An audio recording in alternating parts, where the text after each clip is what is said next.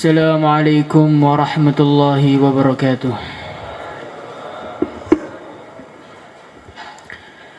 إن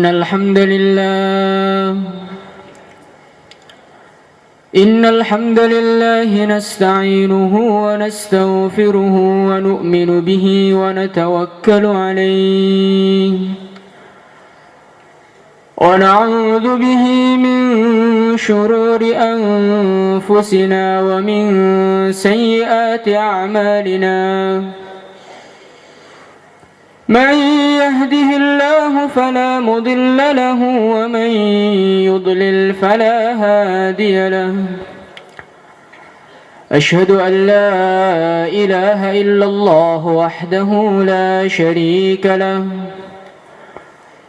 وأشهد أن سيدنا ومولانا وحبيبنا محمدا عبده ورسوله. اللهم صل وسلم على سيدنا محمد وعلى آله وصحبه أجمعين. أما بعد، قال تعالى في كتابه الكريم: والذين جاهدوا فينا لنهدينهم سبلنا وإن الله لمع المحسنين. Hadirin yang dimuliakan Allah Subhanahu wa taala,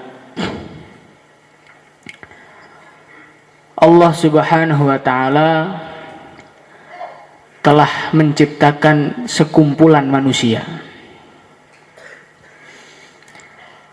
Manusia ini, kumpulan manusia ini bukan manusia yang biasa. Tapi manusia-manusia ini adalah manusia-manusia yang diridhoi oleh Allah Subhanahu wa taala. Hadirin yang mulia,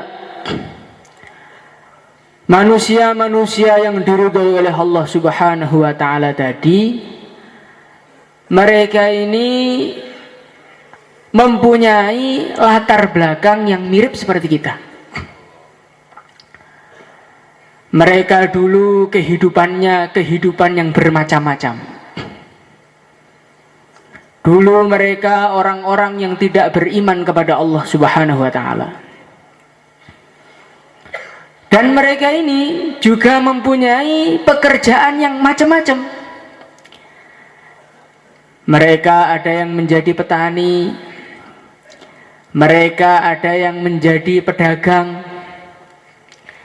mereka ada yang menjadi pengangguran. Pengangguran dalam arti tidak kerja dunia. Hadirin yang mulia, walaupun latar belakangnya mirip dengan kita, profesinya juga mirip dengan kita, tapi mereka ini mempunyai kelebihan yang luar biasa. Kelebihannya apa? Kelebihannya yang pertama kali, Allah Subhanahu wa taala telah menyatakan di dalam Al-Qur'an, radhiyallahu anhum wa radu'an, Allah ridho kepada mereka dan mereka ridho kepada Allah Subhanahu wa taala. Kemudian yang kedua kali, ashabi kan nujum bi ayyihi muqtadaitum ihtadaitum. Baginda Nabi Muhammad sallallahu alaihi wasallam, beliau bersabda, siapa saja di antara mereka yang kita ikuti, maka kita akan mendapatkan petunjuk. Jadi kumpulan manusia tadi, siapapun dari mereka, entah yang paling kecil, yang paling dewasa, yang paling tua, yang paling alim, atau di bawahnya yang alim, siapapun di antara mereka yang kita ikuti, kita akan mendapatkan petunjuk. Siapakah mereka hadirin yang mulia? Mereka adalah para sahabat radhiyallahu anhum. Orang-orang yang oleh Allah Subhanahu wa taala dipilih untuk menemani kekasih Allah yang paling mulia, baginda Nabi Muhammad sallallahu alaihi wasallam. Hadirin yang mulia, para sahabat ini, mereka ini adalah orang-orang yang luar biasa. Mereka ini dulunya keadaannya macam-macam, tapi berubah 100% menjadi orang-orang yang dekat kepada Allah Subhanahu wa taala, menjadi orang-orang yang dicintai Allah Subhanahu wa taala, dan menjadi penghuni-penghuni surga, temannya baginda Nabi Muhammad sallallahu alaihi wasallam. Lah kita ini oleh Allah Subhanahu wa taala diperintahkan untuk niru mereka.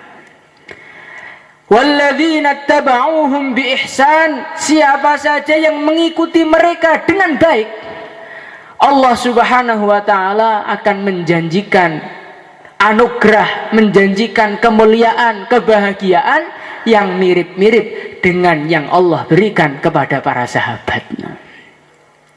Maka semua yang di sini niat ikut sahabat semua, insyaallah hadirin. Hadirin yang mulia, kenapa sahabat itu mereka kok bisa begitu luar biasa? Itu rahasianya apa mereka ini? Kok bisa begitu mulia? Kok bisa begitu berubah? Kok bisa begitu dekat kepada Allah? Itu rahasianya apa rahasianya mereka ini? Di dalam Al-Quran Allah Subhanahu wa ta'ala bercerita mengenai kunci kehebatan para sahabat. Muhammadur Rasulullah walladzina ma'ahu asyidda'u 'alal kuffari ruhama'u bainahum.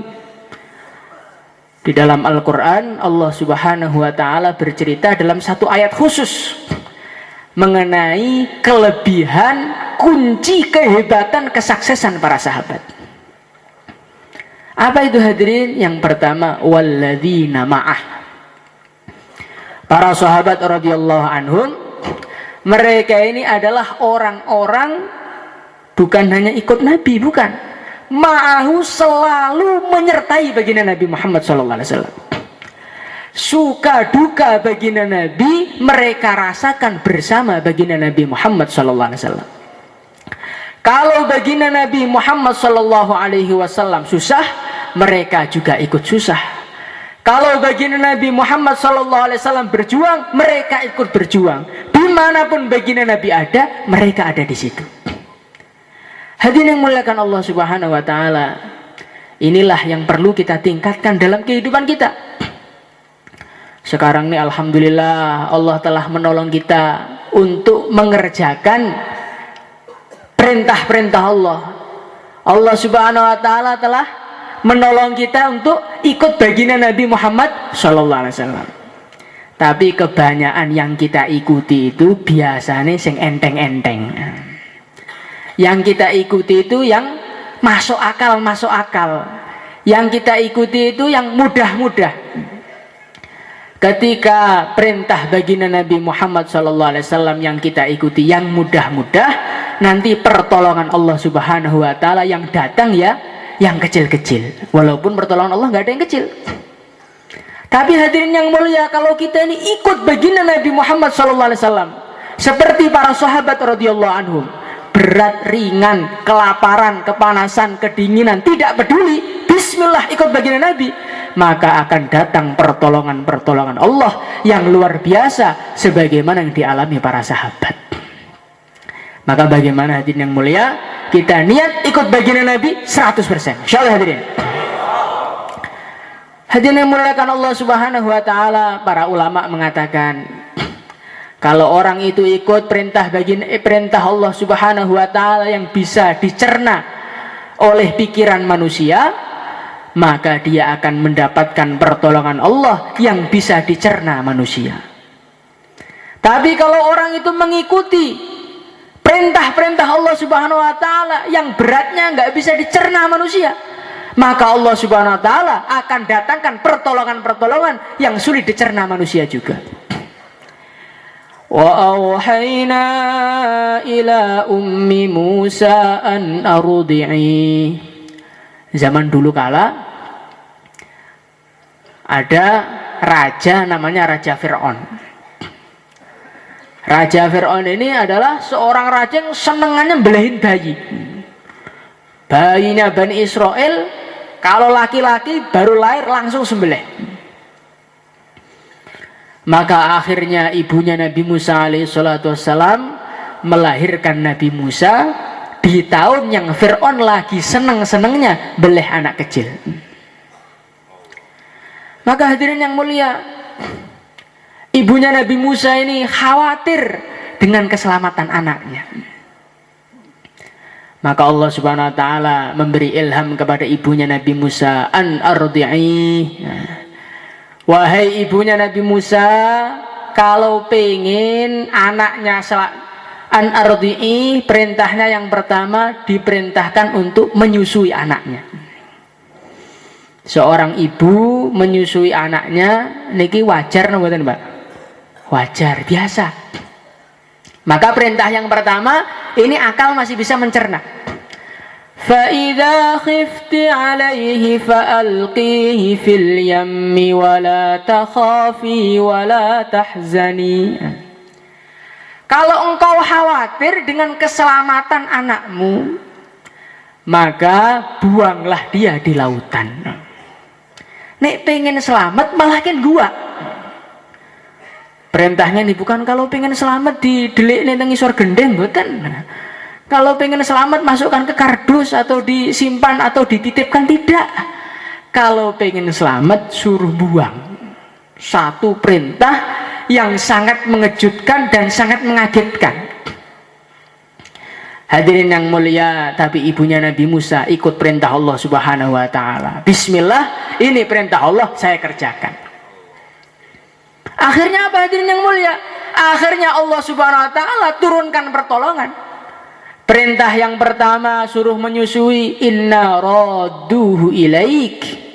Allah menurunkan pertolongan, Allah berjanji Nabi Musa akan dikembalikan ke pelukan ibunya. Kemudian ketika ibunya Nabi Musa mengerjakan pembuangan ke lautan, waja'iluhu minal mursalin, ini anakmu nanti ini akan saya jadikan termasuk utusan-utusan Allah Subhanahu wa taala. Hadirin yang mulia, jadi tiyang niku nek nderek perintah Gusti Allah, paham mboten paham, mengke badhe dugi pertolongan Gusti Allah sing mboten kita pahami. Makanya pokoknya nek kaitane kalih agama, bismillah langsung berangkat mawon. Insyaallah hadirin.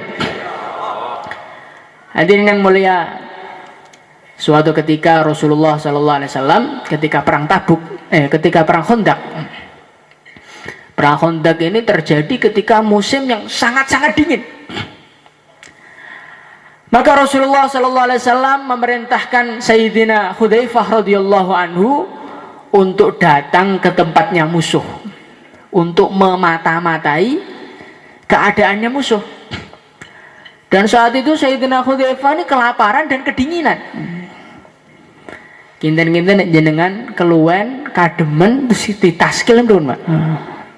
Wantun mundur ya mon, Pak. Nah niku lah bedone sahabat kali gitu to mriku niku.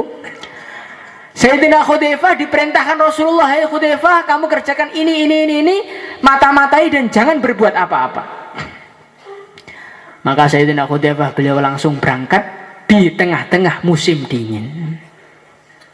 Beliau mengatakan, ketika saya mengerjakan perintah Rasulullah sallallahu alaihi wasallam, saknalika langsung boten kademen anget awake sampai selesai menunaikan tugasnya. Hadirin yang mulia, zaman sekarang kita ini kalau kedinginan cari selimut, kalau kita kedinginan cari kopi, cari teh, kadang dicampuri keluk-keluk sedikit. Hadirin yang mulia, Masya Allah. Tapi kalau kita ini ikut sahabat, maka tanpa perlu itu semua, badan kita sudah anget sendiri. Maka kalau kita pengen seperti sahabat, harus walladzina ma'ahu, syaratnya kita harus selalu mengerjakan perintah Rasulullah SAW. Insyaallah hadirin. Walladzina ma'ahu asyidda'u 'alal kuffari ruhama'u bainahum. Para sahabat ini kunci kehebatan mereka yang kedua, asyidda'u 'alal kuffar ruhama'u bainahum. Mereka tegas kepada orang-orang kafir sekaligus saling menyayangi di antara mereka. Kalau zaman sekarang, Masya Allah, sayangnya masih ada, tegasnya masih ada, tapi dibalik.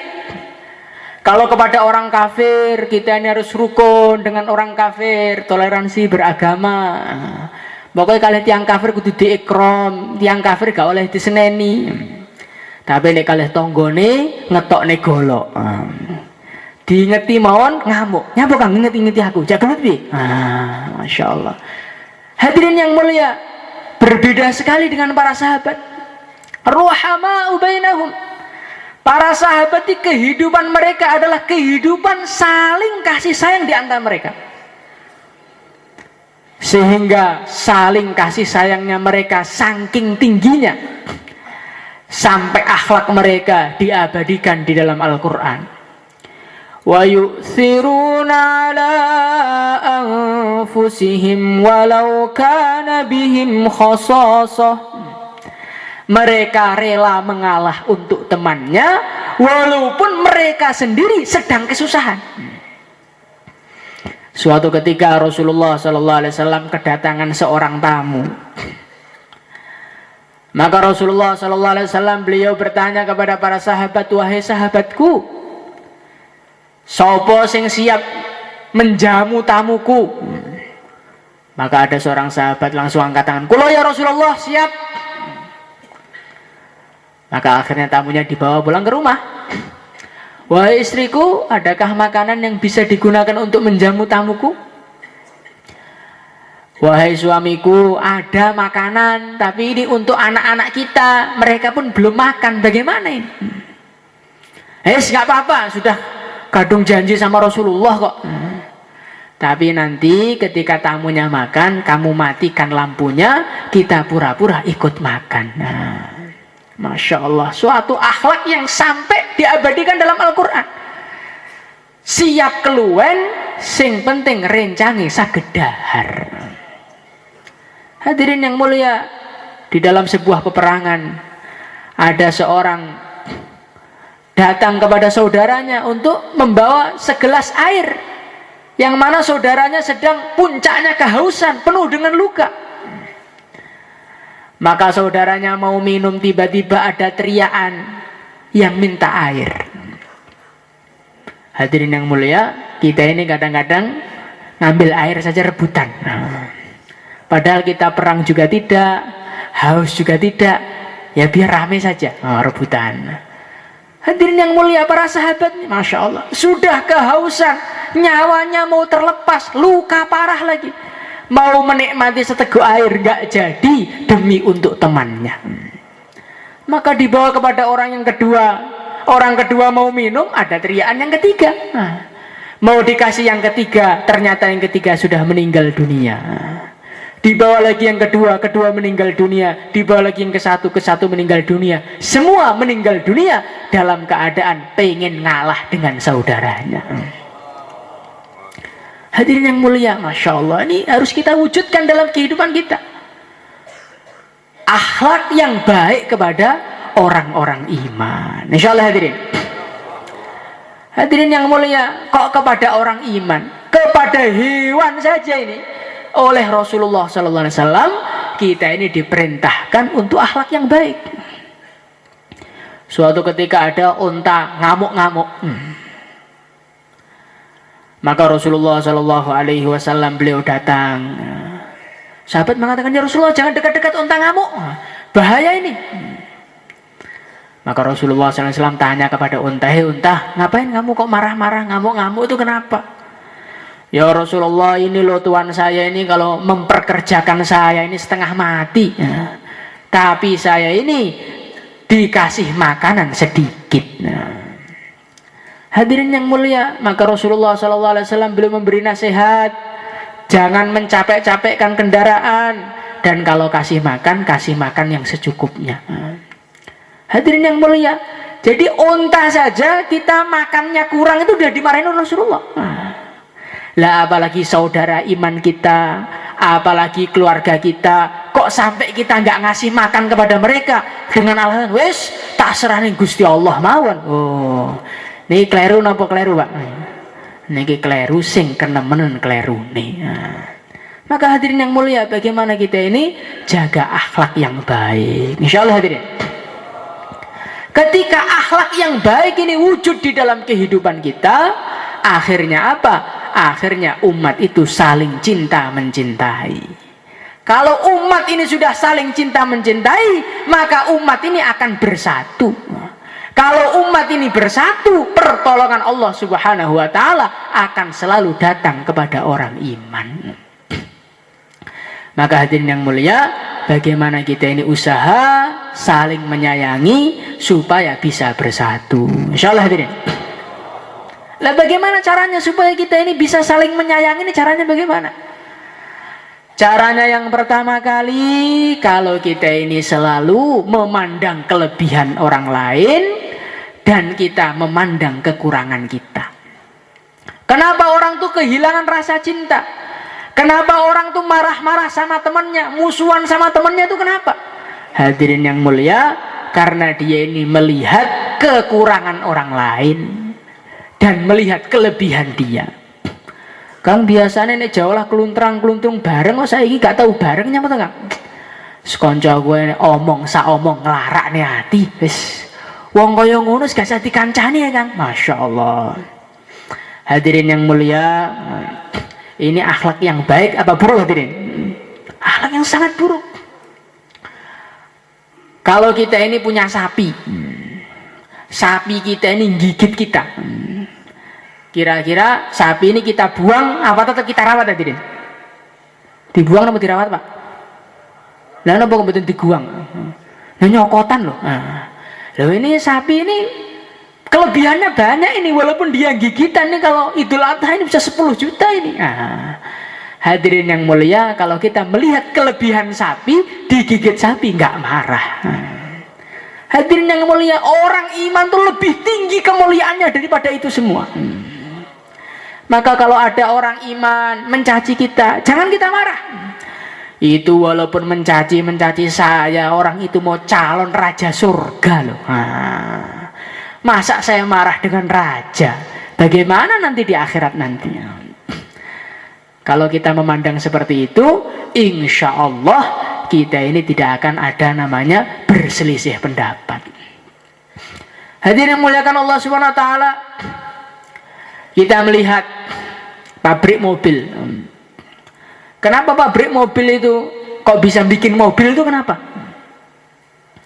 Karena yang bikin mobil melihat kelebihan masing-masing. Oh ini kursi kelebihannya bisa diduduki. Oh ini mesin kelebihannya bisa menjalankan roda. Oh ini roda kelebihannya empuk, bisa untuk pijaan bagi mesin dan barang-barang di atasnya. Dikumpulkan semua, akhirnya jadi mobil, dijual mahal. Tapi hadirin yang mulia, kalau yang bikin mobil itu dia memandang kelemahannya saja. Ya kursi ini memang bisa diduduki, tapi nggak bisa jalan tuh apa? Wes kasih itu. Ini mesin ini kerjanya munyer tok, nggak bisa jalan sendiri. Wes mesinnya dibuang saja. Ini roda ini empuk tok, nggak ada kuatnya blas, nggak tegas blas, gua saja. Hadirin yang mulia, kalau tukang pabriknya seperti itu, mobil nggak akan jalan.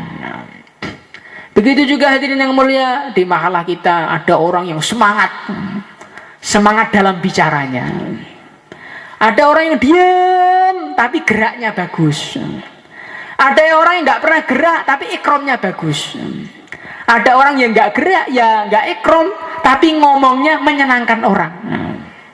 Hadirin yang mulia, kira-kira kalau ini semua dikumpulkan, masya Allah, sudah seperti para sahabat hadirin.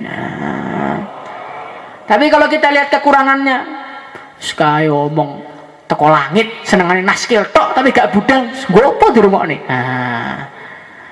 Itu emang geraknya bagus itu, tapi ngomongnya nggak bisa. Dakwah itu harus ngomong. Untuk apa orang gerak tok nggak ada omongnya? Nggak usah. Ini memang senengannya ikrom, keluarkan uang, nyangoni ngomong metu, dewe gak gelem metu. Apa gunanya perjuangan? Malas. Hadirin yang mulia, kalau orang ikrom kita buang, yang tukang bayan kita buang, tukang gerak kita buang, akhirnya apa? Akhirnya kita nggak bisa ngapa-ngapain. Tapi kalau yang bagian ngomong, ya kita jadikan bagian ngomong. Yang bagian gerak, kita jadikan bagian gerak. Yang bagian ikram, kita jadikan bagian ikram. Akhirnya apa? Wujudlah satu masyarakat yang dicintai oleh Allah Subhanahu wa Ta'ala, mirip dengan masyarakatnya para sahabat radhiyallahu anhum. Maka hadirin yang mulia, bagaimana kita ini memandang kelebihan orang lain. Insyaallah hadirin. Kemudian hadirin yang mulia, supaya kita ini bisa rukun, supaya kita ini bisa satu hati. Kalau kita ini punya pemahaman, saya ini membutuhkan keberadaan orang iman. Kalau kita ini punya pemahaman, orang iman ini menguntungkan saya. Di dalam satu hadis Rasulullah Shallallahu Alaihi Wasallam beliau bersabda, "Salatul jamaah afdalu min salatil fardhi bi 27 darajah." Sholat sendiri dengan sholat jamaah ganjarannya ditikel nih ping 27. Sholat jamaah niku kedahanan rencangnya napa piyambakan, Pak? Harus ada temannya. Temannya yang Islam apa yang kafir, Pak? Berarti satu orang Islam ini menjadikan sholat kita pahalanya dilipatkan 27 kali. Dikatakan dalam satu hadis, barang siapa yang salaman, maka dosa-dosanya digugurkan oleh Allah Subhanahu wa Ta'ala. Salaman itu dengan tangannya sendiri apa dengan orang lain, Pak? Orang lain yang Islam. Berarti satu orang Islam itu menggugurkan dosa-dosa kita. Hadirin yang mulia, kalau kita memandang seperti ini, orang iman, asalkan iman bentuknya kaya napa mawon, tetap kita ikram, tetap kita muliakan. Bagaimana ini? Insyaallah hadirin. Hadirin yang mulia, zaman dulu ada seorang sahabat. Dia ini hidupnya ini dicadong apa? Dikei duit terus kali Sayyidina Abu Bakar. Lah suatu ketika sahabatnya agak terpengaruh dengan suasana keadaan. Akhirnya dia ngomong omongan-omongan yang kurang bagus. Maka Sayyidina Abu Bakar beliau marah betul. Wis, nek kowe modelmu koyo ngono, Kang. Aku ora gelem muwe kowe duit nih. Maka hadirin yang mulia, Sayyidina Abu Bakar ditegur, beliau suruh tetap ngasih uang terus kepada sahabat yang agak terpengaruh tadi. Hadirin yang mulia, walaupun tiang iman itu megel nih, walaupun tiang iman itu menyakiti hati kita, walaupun orang iman itu merendahkan kita, tetap kita harus berbuat baik kepada mereka, karena mereka ini menguntungkan kita, dunia kita, akhirat kita. Insyaallah hadirin. Hadirin muliakan Allah Subhanahu wa Ta'ala. Kemudian yang ketiga kali, ya, kalau kita ini punya pemahaman bahwasannya supaya kita ini timbul rasa cinta, tahadau tahabu, kata Rasulullah SAW. Kalau kita ini pengen saling menyayangi, kita ini harus saling memberi hadiah di antara kita. Insyaallah hadirin. Hadirin yang muliakan Allah Subhanahu wa Ta'ala, teman kita ada yang keluar, maka kita nusroh keluarganya. Teman kita ada yang dakwah, kita bantu mereka. Kadang-kadang ada orang mengatakan, wong dakwah ben bi amwalikum wa anfusikum lho. Nyapa dibantu-bantu barang, mereka yakin. Hadirin yang mulia, yakin itu urusan dia dengan Allah. Tapi kalau bantu orang itu perintah Allah kepada kita. Kalau orang itu ditakdirkan Allah yakin, walaupun kita bantu ya tetap yakin saja, tapi kita dapat pahala. Kalau orang itu memang bagiannya yakin, kalau kita ini nggak bantu, ya kita nggak dapat apa-apa. Maka bagaimana suasana saling bantu-membantu ini kita wujudkan di dalam kehidupan kita. Insyaallah hadirin. Kalau saling bantu-membantu ini wujud, akhirnya merasa saling membutuhkan. Kalau saling membutuhkan wujud, akhirnya persatuan hidup, pertolongan Allah Subhanahu wa Ta'ala datang. Inilah kehebatan para sahabat. Para sahabat itu orang-orang yang rukun, orang-orang yang bersatu. Akhirnya kita ini termasuk barokahnya kerukunan para sahabat. Islam tersebar ke seluruh dunia. Gara-gara apa? Gara-gara sahabat rukun. Hadirin yang mulia, coba kalau sahabat itu tidak rukun, kita nggak bisa bayangkan, mungkin Islam nggak sampai kepada kita. Maka hadirin yang mulia, kalau kita pengen punya anak cucu yang mengamalkan agama, kampung kita mengamalkan agama, kita yang sudah mengamalkan agama ini harus rukun terus. Insyaallah hadirin. Nek tiang sing pun dakwah niki mboten rukun, mengke akhire mboten enten tiang dakwah.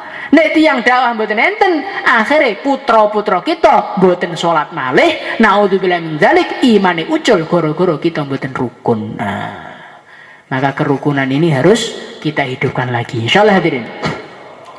Tarahum ruk'an sujjadan yabtaghuna fadlan minallahi wa ridwana simahum fi wujuhihim min atharis sujud. Hadirin yang muliakan Allah Subhanahu wa taala, kemudian kehebatan, kunci kehebatan para sahabat itu yang ketiga kali apa? Yang ketiga kali mereka ini tarohum ruk'a sujada. Mereka ini adalah orang-orang yang ahli ibadah, tukang rukuk, tukang sujud, tukang sholat, tukang ngawula dumateng Gusti Allah. Maka hadirin yang mulia, kalau kita ini ingin ikut para sahabat, ngibadai kedah dikencengi. Insyaallah hadirin. Sholat-sholat sunnah kita wujudkan semuanya. Sholat qobliyah, sholat ba'diyah, sholat tasbih, sholat duha, sholat awabin, sholat tahajud. Masya Allah, kita wujudkan semua. Sholat witir. Orang itu kalau senang beribadah, la yazalul abdu yataqarrabu ilayya bin nawafil hatta uhibbahu. Tidak henti-hentinya seorang hamba ini selalu mendekat kepadaku dengan amalan-amalan sunnah, dengan sholat-sholat sunnah dan lain sebagainya, hatta uhibbahu, sehingga aku mencintai dia. Nah, kalau orang itu sudah dicintai oleh Allah, bagaimana? Matanya dibimbing oleh Allah, mulutnya dibimbing oleh Allah, tangannya dibimbing oleh Allah, pendengarannya dibimbing oleh Allah, dia dibimbing terus oleh Allah, akhirnya dibimbing untuk masuk surga Allah Subhanahu wa taala. Maulana Sa'ad hafidhahullah, beliau katakan, sangat aneh pemandangan yang sangat aneh kalau ada dai tapi nggak istiqomah tahajud. Ini beliau baru mengatakan pas musyawarah Indonesia ini. Sangat aneh kalau ada orang dakwah tidak tahajud. Hadirin yang mulia, maka bagaimana kita ini kalau pengen seperti sahabat harus kuat ibadahnya. Insyaallah hadirin. Sayyidina Utsman radhiyallahu anhu, beliau ini kadang-kadang kalau sholat malam tuh satu hataman, satu rakaat. Satu malam hatam. Kalau kita satu malam hatam tidurnya. Hadirin yang mulia, ada seorang sahabat, dia ini pulang dari perjuangan. Maka dia bilang kepada istrinya, wah istriku, saya izin dulu pengen ke masjid. Sholat 2 rakaat gitu loh, biar ya pokoknya pengen sholat. Maka beliau sholat, Allahu Akbar. Saking nikmatnya sholat tidak terasa, tahu-tahu sudah subuh. Hadirin yang muliakan Allah Subhanahu wa taala, sekarang juga sudah banyak orang-orang yang tiru-tiru para sahabat, sholat semalam suntuk juga. Tarawih satu hataman satu malam, sampai nggak terasa kakinya geringgingin sedoyo. Tapi lumayan nih Pak, saged nerok nih sahabat. Berarti ini menunjukkan derek sahabat itu bukan perkara yang mustahil. Kadang-kadang orang tuh melihat ceritanya sahabat sudah don duluan. Wah, kalau ceritanya sahabat kayak gini wis nggak mungkin ikut mereka. Tidak. Zaman sekarang ternyata banyak juga yang kuat niru-niru mereka walaupun belum 100%. Berarti dari sahabat yang mungkin Pak.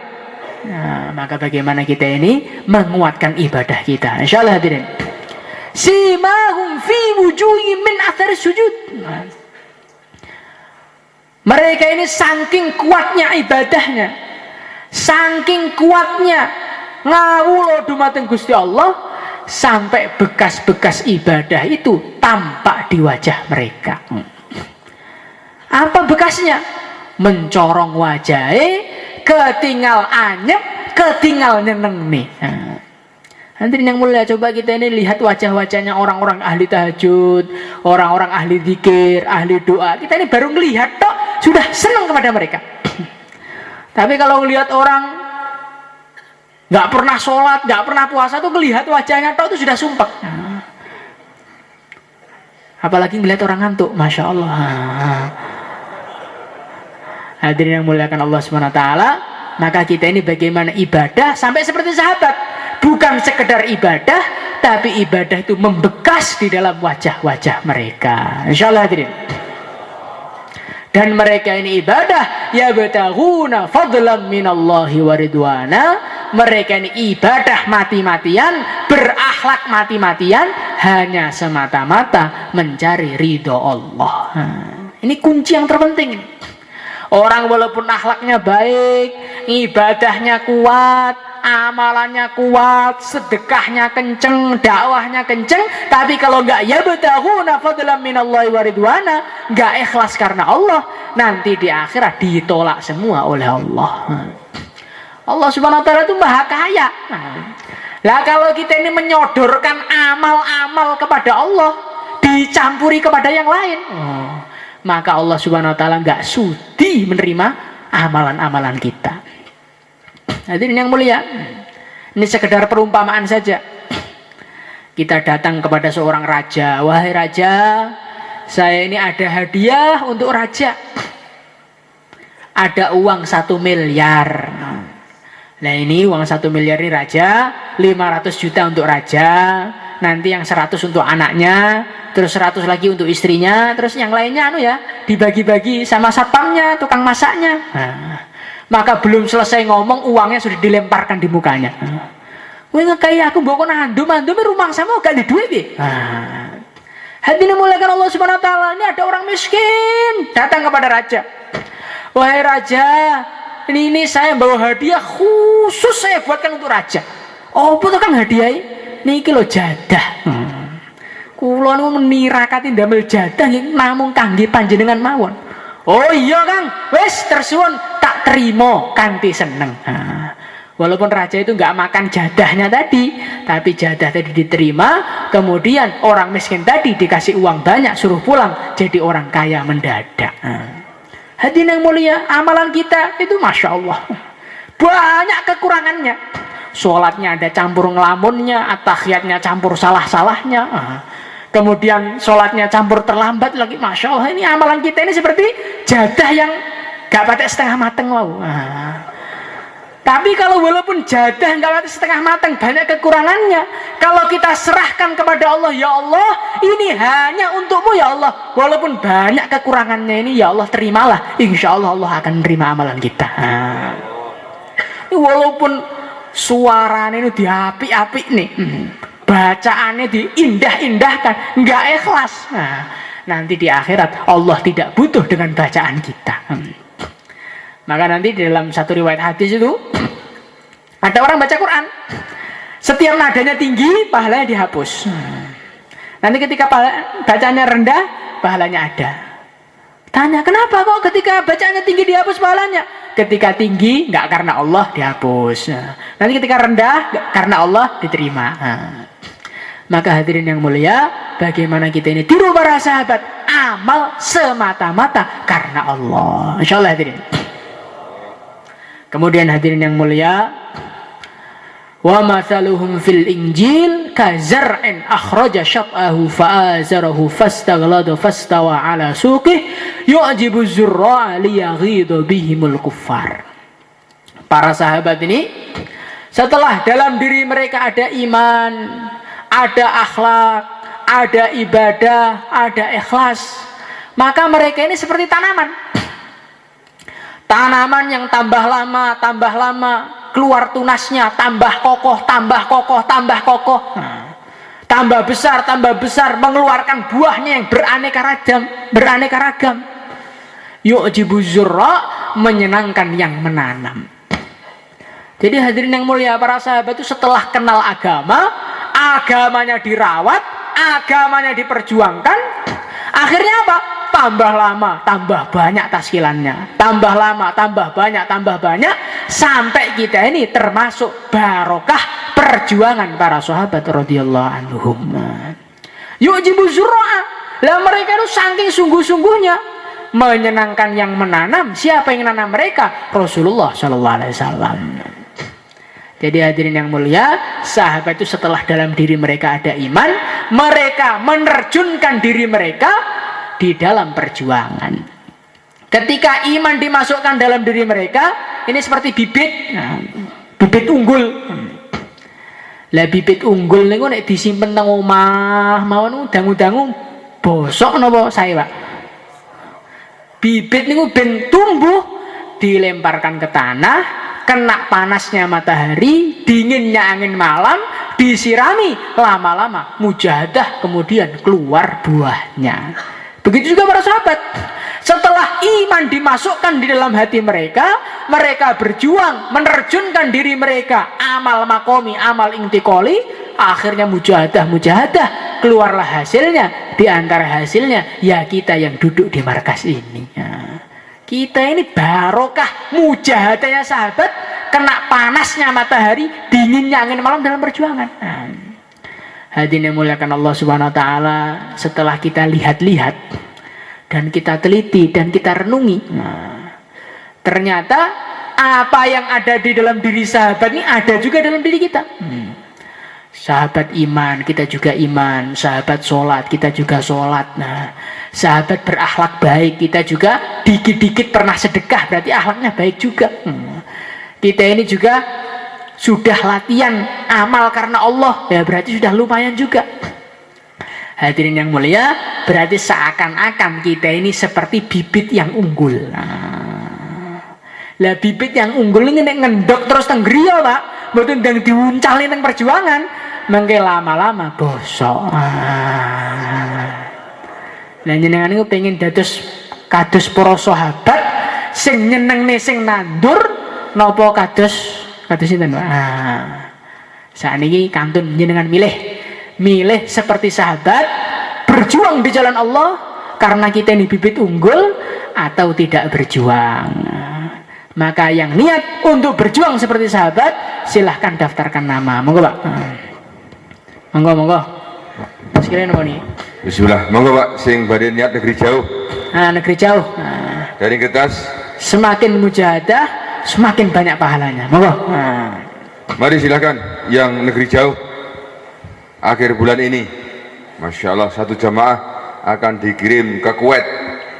Silahkan. Para sahabat itu zaman dulu dakwahnya buat tentang sekitar Mekah Madinah mawon. Sampai sahabat yang dakwah sampai dugi Cina, Pak. Abul Waqqas namanya.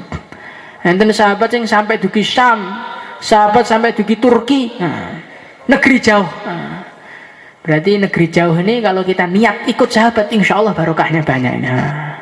Monggo, Pak. Yang sudah IPB daftarkan, monggo. Nggih, Ustaz Sadullah ditunggu. Nggih, monggo. Dateng ajeng sing bali negeri jauh. Monggo. Akhir wulan iki enggal-enggal kemawon dateng ajeng sing bali teng Kuwait. Monggo. Saking Getas. Monggo, Pak. Insyaallah. Dikandani kalian Ustaz Sadullah, monggo. Nggih, Pak Pangat. Pundi anjane Pangat? Koncane pundi calone? Terus IPB, monggo. Monggo, Pak, yang sampai Jur Kudamak nanti di Jakarta. Ini sampun kathah rencang-rencang kang budal IPB. 700 kali dosa tiang. Nah, ini kantun jenengan sing nomor iki niki, sing kedahe nyusul nih. Kalau ada undangan selamatan gratis, terus teman-temannya sudah berangkat, terus kita ini ketinggalan. Kita cepet-cepet nyusul napa teng griya mon, Pak. Lah nggih, niki teng IPB niki teng selamatan geden-gedenan andung ganjaran teng mriku niku. Lah kita ini sakniki ketinggalan teng mriki pripun niki? Monggo, Pak. Niki selak telas nggih, Pak. Telas umur kita maksudnya. Silakan dari. Monggo. Silakan. Yang sampai Juru Kudamak ke India, Bangladesh, silakan. Silakan. Jangan menengok saku. Nah, kita punya Allah yang berangkatkan. Silakan hadirin. Monggo, Pak. Monggo. Masya Allah. Kasih jalan, Pak. Kasih jalan. Monggo. Daftarkan nama. Insya Allah. Silakan. Yang selatan, bagian selatan, insya Allah.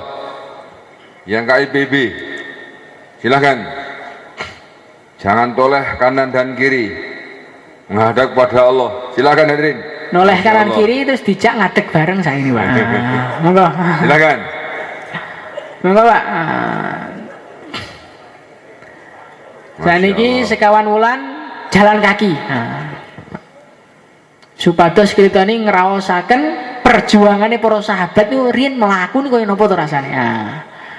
Monggo, Pak, 4 bulan jalan kaki, Pak. 4 bulan sebentar sekali. Masih lama kita di sawah. Monggo, Pak. Masya Allah, Masya Allah. Ya, monggo. 4 bulan jalan kaki, Pak. Masya Allah, monggo. Silakan. Monggo, monggo. Ini kok ayam-ayam mawon niku pripun, Pak, nih, Pak?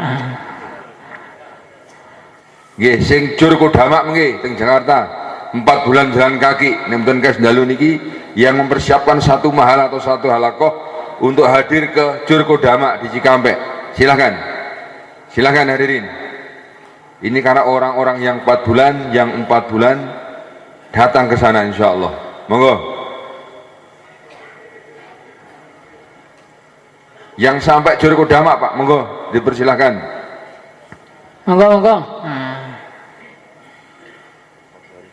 40 hari pun diandap nih meleh.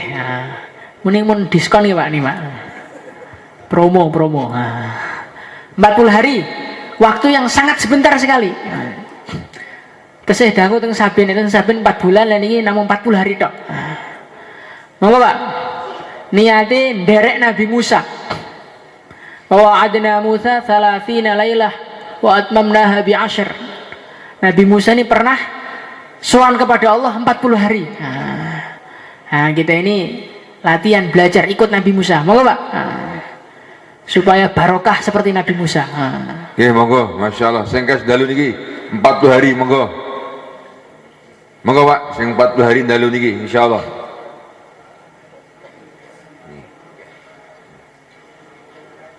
Monggo.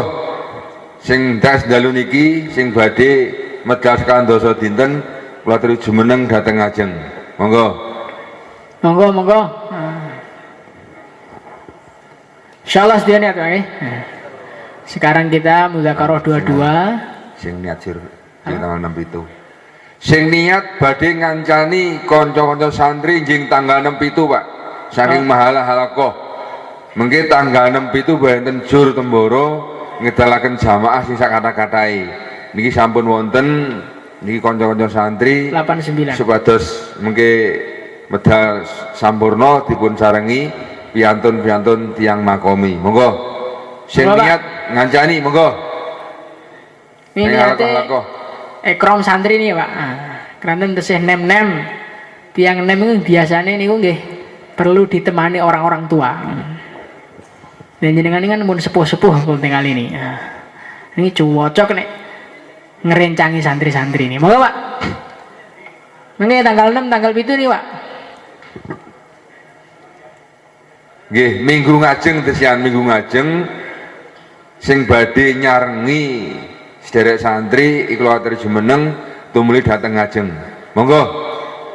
Sing halakoh mahala saking zon enggal-enggal kemawon jumeneng tumuli melampah dhateng ngajeng mriki.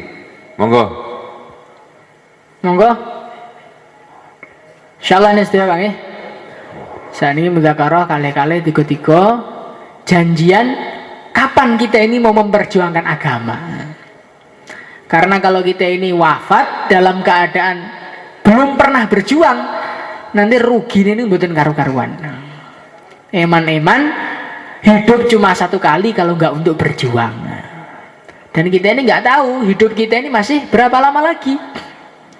Kadang-kadang rumah sana itu nom, batu omong meninggal dunia kata. Allah.